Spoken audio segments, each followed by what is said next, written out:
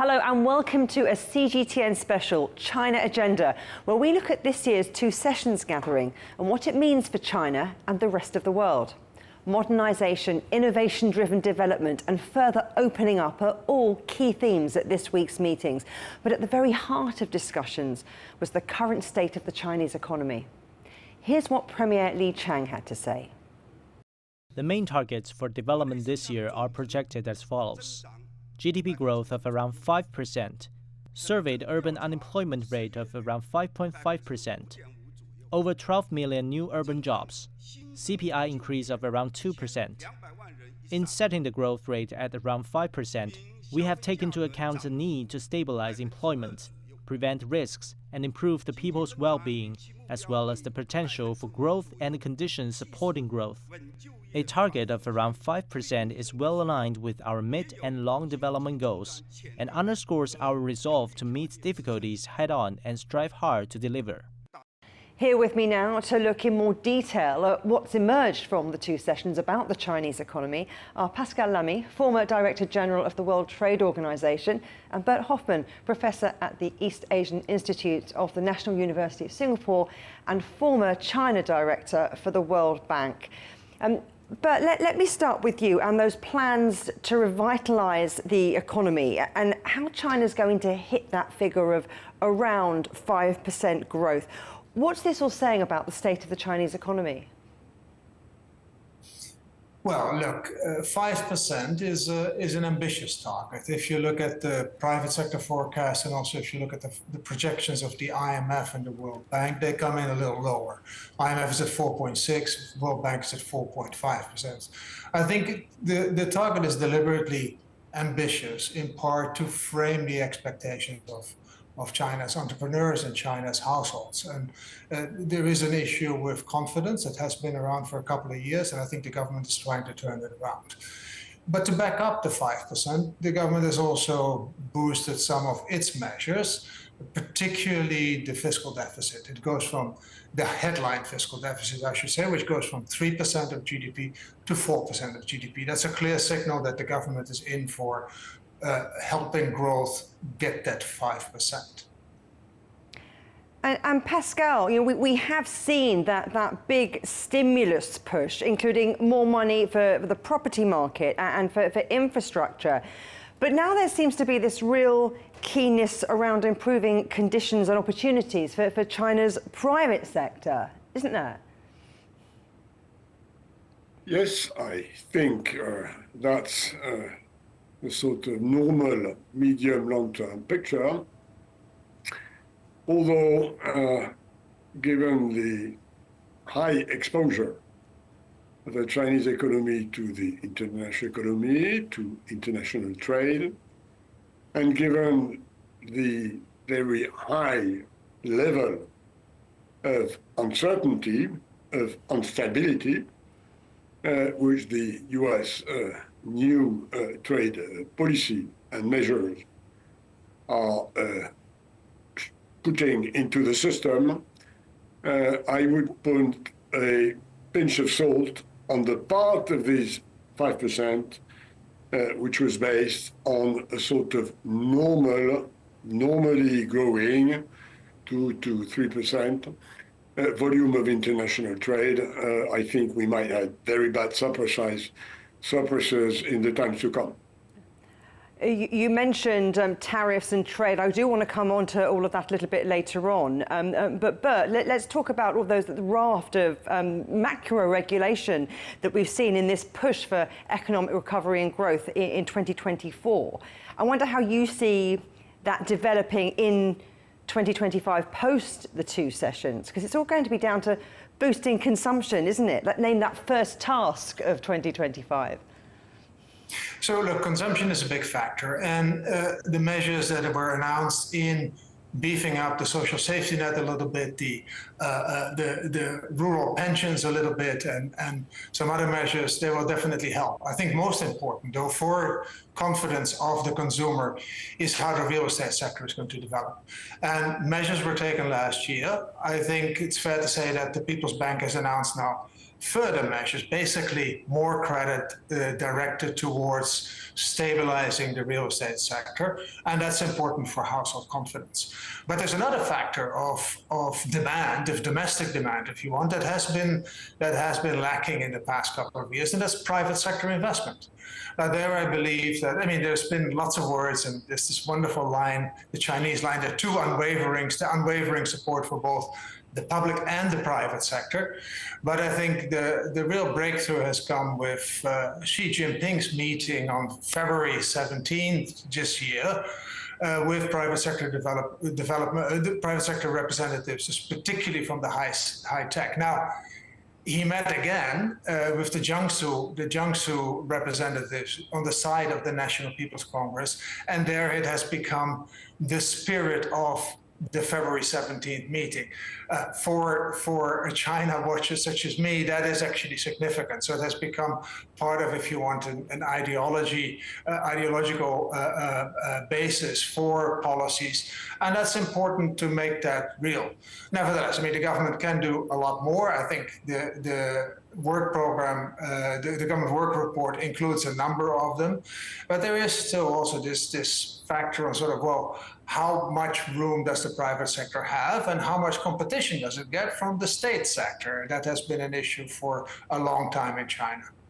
Okay, so thank you, Bert. So that's really looking at domestically what China's doing. But Pascal, as you mentioned before, there are broader forces likely to influence policies this year. I wonder how you see competition with the US and the rest of the world changing matters. And you know, the economic press conference, it was clear that China doesn't want a trade war, but they're not going to back down. Well, I expect further turbulences in the international economy. The announcements, and then pausing, and then reimposing, and then pausing on Trump's tariffs are creating a havoc in many production systems, mostly manufacturers, but it's likely that at some stage services will be contaminated. So this makes it even more important to look at what Bert has said about the necessity to beef up the domestic market, the domestic consumption, through consumer de-saving, and this can happen with a bit more of a social safety net. There is a wide range open for improvements in the Chinese social safety net. But I think we will have a China this year which will have to rely more than expected on domestic consumption, private investment. There is enough room in the increase of the budget deficit for more public investment, and probably less in the international area. Well, but Pascal agreed in part with you. Do you agree with him? I mean, China says conditions for long-term growth remain unchanged, but does acknowledge that there are real and persistent economic challenges. What's your take? So look, the trade issue is one, and it's too early to tell where that is going. We've now had an announcement of 20 percentage point extra tariffs on Chinese exports to the United States. But you have to think that the United States is no longer as important for China as it was before.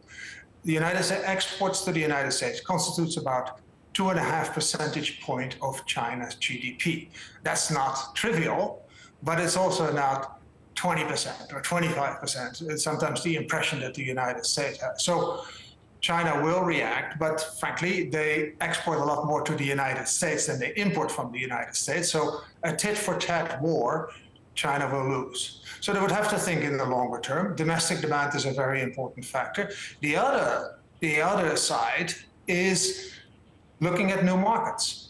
And that's what China has been doing in Trump 1, where basically there's been a major reallocation of exports to emerging economies. The Belt and Road countries, all the countries that have signed a memorandum on the Belt and Road, they are now more important than the G7 and the EU put together in terms of China's exports. So China has been diversifying. In the last couple of years, there's also been a major shift in production to those countries, i.e. foreign investment, Chinese foreign investment to those countries has also been taken off in a major way. And I believe that is part of a longer-term strategy of China to become less vulnerable to the trepidations of US politics and particularly Trump's politics. Pascal, there's been quite a big emphasis too at the two sessions on what's been called inclusive and equitable globalization with reference to foreign trade. What does that look like to you? Well, I mean, no change. This is the sort of normal official rhetoric according to which China behaves as a responsible stakeholder of a rules-based international trading system, which is unfortunately damaged by others and never by China. Now, this, of course, is the rosy picture, while I do recognize, and I've always said, that, for instance, as compared to its World Trade Organization obligations and commitments, China has been doing reasonably well. The problem being that, as we all know, the rules of WTO don't cover a lot of what would be necessary to level the playing field when you trade with a country with China, whose state-owned sector and state-driven part of the economy remains a major one. But I think it's good that China gives this signal at a time where, again, we probably need a bit of calm. Premier Li's work report talked about expanding China's opening up to the rest of the world. So where do you see that happening? So, I mean, China has a clear ambition to join the CPTPP, the arrangement that was left over after the United States decided not to join, basically a high-quality trade agreement among, now led by Japan, but among Asian countries and some Latin American countries. That's the first ambition. Second, I already mentioned the Belt and Road Initiative is more than a decade old, but that is increasingly becoming a basis for production and also for export markets from China. Now, third, and that I think is interesting, because it's not just China that is being hit by tariffs, it's also Europe that is being hit by tariffs, and Canada, and Mexico, everybody. And I believe that really from a geoeconomic point of view, I would say there is a renewed opportunity for China and Europe to cooperate. Yes, there's lots of political issues in the way, there's no question. But it's actually much more natural to say, well, let's have another look at this comprehensive agreement of investment, which was on the table 4 years ago. It got sidetracked because of human rights issues, other issues, real issues, but political issues. Maybe now that the economics is looking a bit worse for Europe as well as for China, this might be an opportunity again to work closer together on the trade and investment front. So lots of opportunities on the trade and investment front. But Pascal, we've also heard a lot about modernisation, especially when it comes to the vital importance of tech-driven development. How do you see that playing out? Well, first, I agree with Bert that there is a window of opportunity for EU and China to relook at their investment relationship. We have a very good case with the Chinese EVs, for instance. Mm-hmm. It's clear that China has got lead roughly 10 to 15 years, which corresponds to the one the Europeans had on the Chinese market 30 years ago. The clever reaction from Europe should be, we welcome Chinese investments in Europe, provided they bring us technology transfer and jobs. Which is basically what happened the other way around 30 years ago with combustion engines. So yes, there are thanks to the leadership which China has built in a number of tech areas, this opens opportunities for a continent like the European Union, who is, to be frank, lagging behind in a lot of this tech development. They're not lagging behind in science, they are lagging behind in making money with science, and that's not the case with the US and China. So I do agree that pushing on this technological AI, quantum computing, nanotechnology, biotechnology, led part of the growth of 10 to 20 years from now. China is doing the right thing, and looking at 20 or 30 years back, the way the Chinese system has been planning investment and investing, again, the case of EVs shows that they know how to do that. Pascal Lamy, Bert Hofman, thank you both very much. Thanks for having me. Thanks a lot.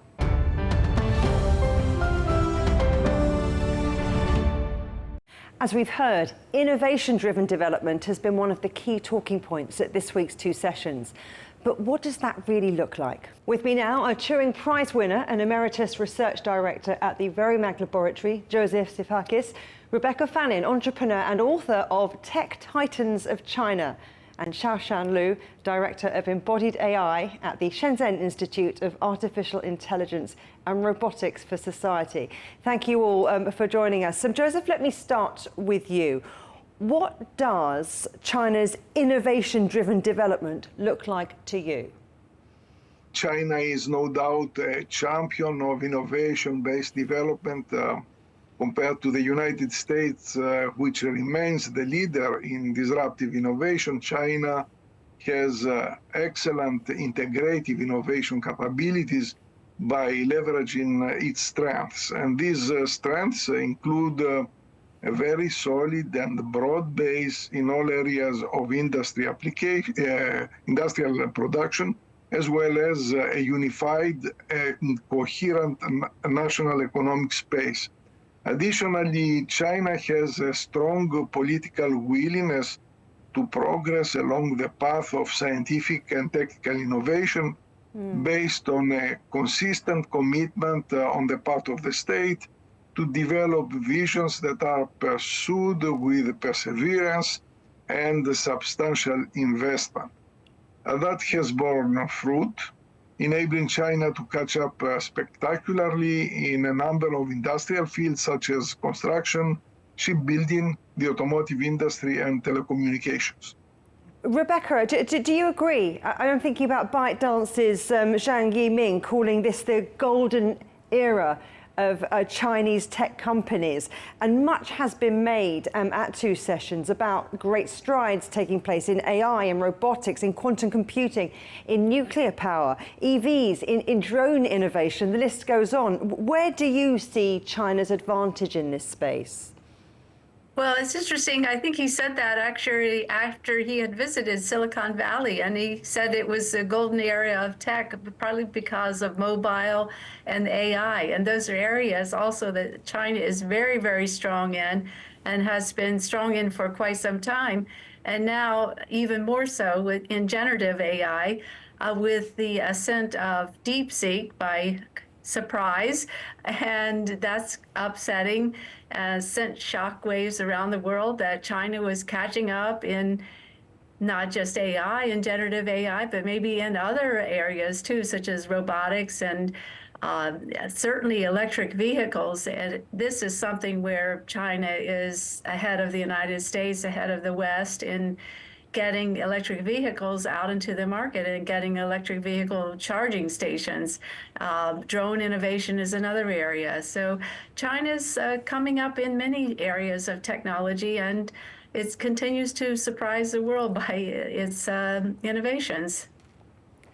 Shaoshan, where do you see the real opportunities for tech businesses in China? Well, I think it's a golden era for tech in China right now for several reasons. For the first reason, the tech infrastructure is ready. before, I think a few years back, if you talk about tech, Chinese companies rely on, for example, in mobile computing, relies on Android platform, which is coming from United States. For other areas, for chip area, you rely on Intel, NVIDIA, and other chip manufacturers. But if you examine the tech infrastructure today, for deep learning, we have DeepSeek. Then for chip manufacturing, we have Huawei and other companies. It's an independent tech infrastructure. And the second reason is the state is pouring tons and tons of resources into tech, so that as an entrepreneur in the space, it's easier to secure funding compared to a few years back. And the third reason is that China is opening up from the two session. The central government is sending a very strong message that China is opening up, whether it's opening up its own market or opening up to explore foreign markets as well. So combining those three factors, I think it's a golden era for tech in China right now.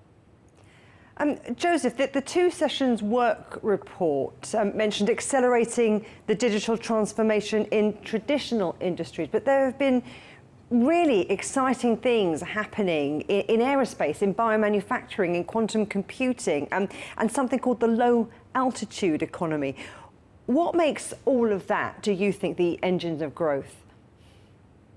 I think that China makes effective use of digital convergence, which is the trend towards the integration of initially unrelated technologies through the use of computers, as this is envisioned by the Internet of Things. The digital transformation is visible everywhere in China and is progressing by huge strides. China has been very successful in modernizing its infrastructure and all sectors of economic and social life. To achieve this, China is relying on a national ICT industry by promoting the development of internet and telecommunication giants such as Tencent, Alibaba, Baidu, Huawei, or Xiaomi. More recently, China has been investing heavily in AI, we know this, and its application to accelerate the pace towards autonomous systems will still ensure better productivity and quality of life. So the digital transformation is very much taking place within China. Rebecca, this tech development, though, doesn't exist in a vacuum. There are huge geopolitical factors at play, particularly in the tech space. How do you see all of those affecting China's technological development? Well, yes, as we've seen restrictions on chips and exports and sanctions from the U.S. to China, we've seen this splinter net develop of parallel universes expanding in technology in their own sphere, China having its own capabilities, the Western world having its own capabilities. So the more that there is pressure between these two superpowers of U.S. and China, the more pressure it puts on China to develop its own technology. And technology, it is doing that in semiconductors, in AI, and other sectors as well. So it is causing this so-called splinter net in technology. People are at the heart of all this, aren't they, Shaoshan? And finding and nurturing talent in the tech space is a key issue. And I wonder what you see China doing so that it can ensure it can deliver on all of the innovation goals that it set out at two sessions. Well, yeah, I think you hit a very right point. Talent pool is the most essential factor to boost innovation. My personal observation is that a lot of overseas Chinese, when they were studying and working in the United States, in Europe, they're coming back. A lot of people are coming back to support the innovation system in China. Of course, for better incentives as well, because there are more opportunities here. The second reason is that if you look at the top university, for example, Tsinghua, Peking University, usually their graduates would go to United States or Europe for graduate studies. At least 10 years back, that's the case. But today, most of them would stay in China for graduate school and to join the industry. So I think we have a ever-growing talent pool compared to before, and that's the fuel to continue innovation for the years to come. I mean, Joseph, you have said that the industrial evolution of AI is just beginning, and you've talked about the need for there to be these complementary technologies, and they need to invest in those to maximize the opportunities that the AI presents. So what is coming out of 2 sessions and is that going to be enough, do you think, to really harness all of that potential to stoke economic growth? Is China doing all the things? That's a very good question. Okay, so I think unlike others, that AI is still in its infancy and has a long way to go. Today we have only conversational AI, general purpose systems like ChatGPT.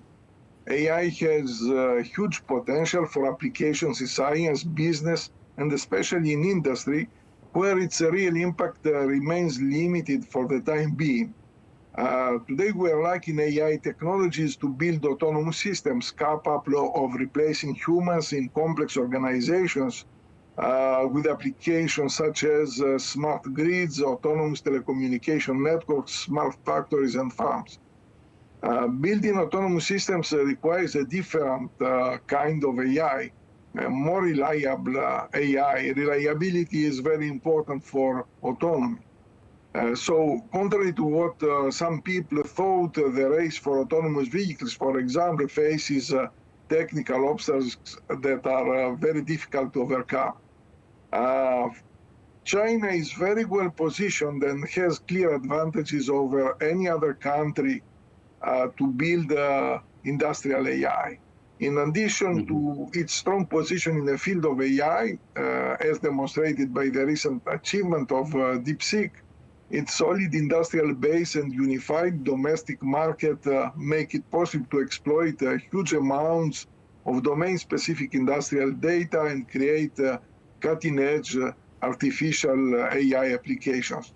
Now, to answer your last question, I think that China must create a concrete technical vision of AI, very different from the vision of the big tech companies that focus, as I said, on conversational AI. Such vision should mobilize and create a synergy and critical mass between the relevant industrial sectors to develop specific data and platform infrastructure that will contribute to the growth of trustworthy industrial AI. Rebecca Fannin, Shaoshan Liu, and Joseph Sifakis, thank you all very much. Thank you so much.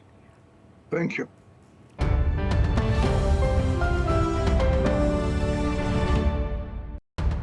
That brings us to the end of this special show, China Agenda, outlining the key messages from this year's 2 sessions. For more on all of our stories, do visit europe.cgtn.com and follow CGTN Europe on Facebook, Instagram, and TikTok. But for now, from me, Juliet Mann, and all the team here in London, goodbye.